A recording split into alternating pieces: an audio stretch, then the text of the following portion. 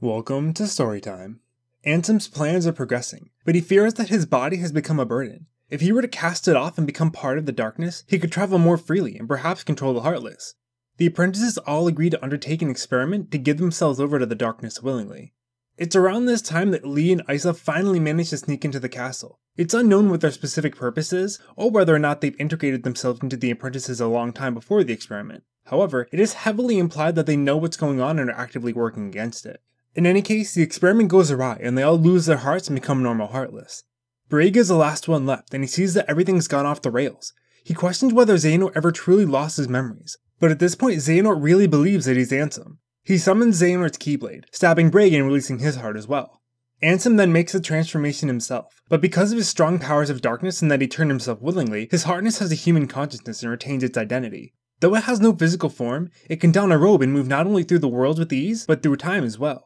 This is the form that visited young Xehanort and started this whole journey. Though again, we're going to go over that in more detail a little later. This of course is exactly what Ansem wanted, but there's an unforeseen side effect that he could never have guessed. Sometimes when people lose their hearts to the darkness and Heartless are created, their body and memories might form something called a nobody.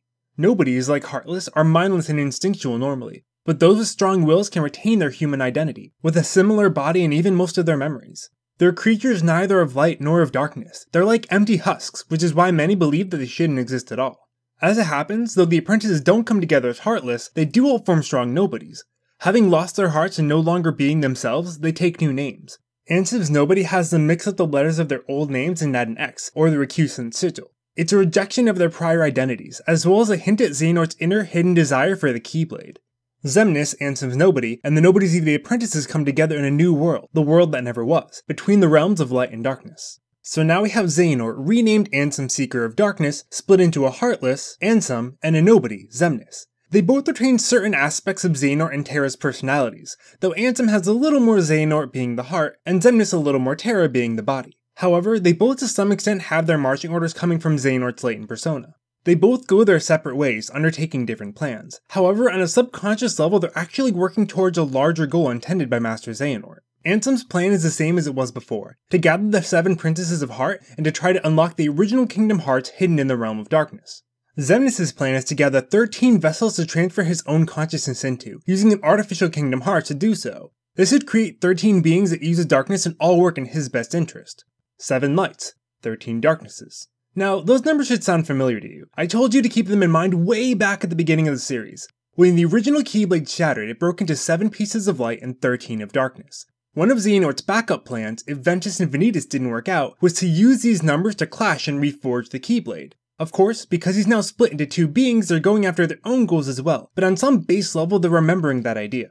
Ansem's path is pretty straightforward. Control the Heartless, take over more worlds, capture the Princesses of Heart, and stop the Keyblade from interfering. As for Xemnas, he has to try to gather 13 strong nobodies and get them to help him open Kingdom Hearts.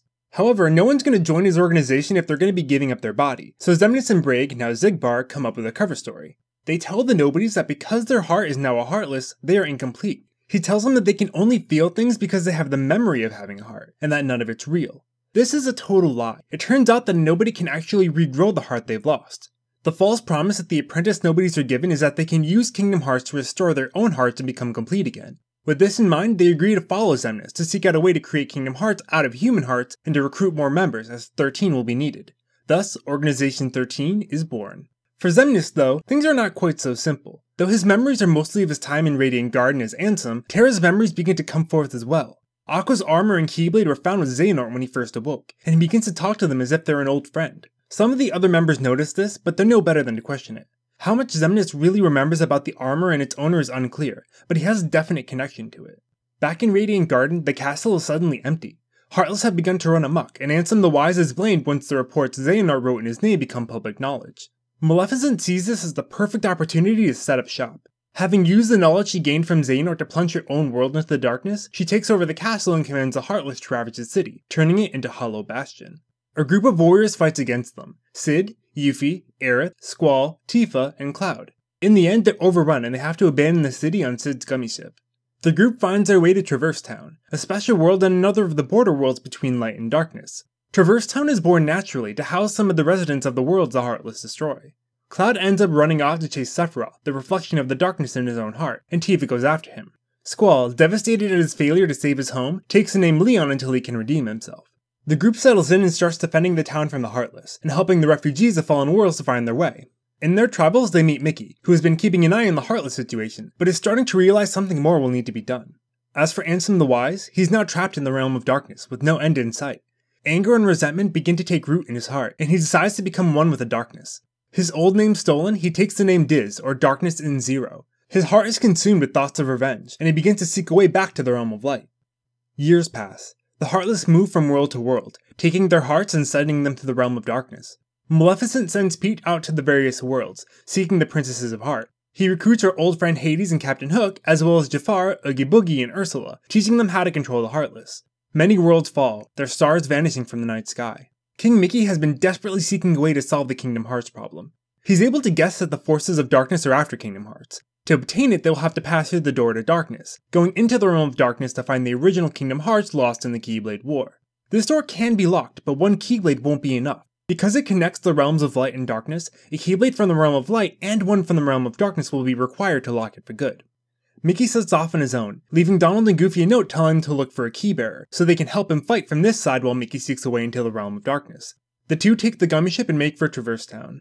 Back on the Destiny Islands, Sora, Kairi, and Riku have grown into best friends. Unbeknownst to them, however, their world is about to fall into darkness.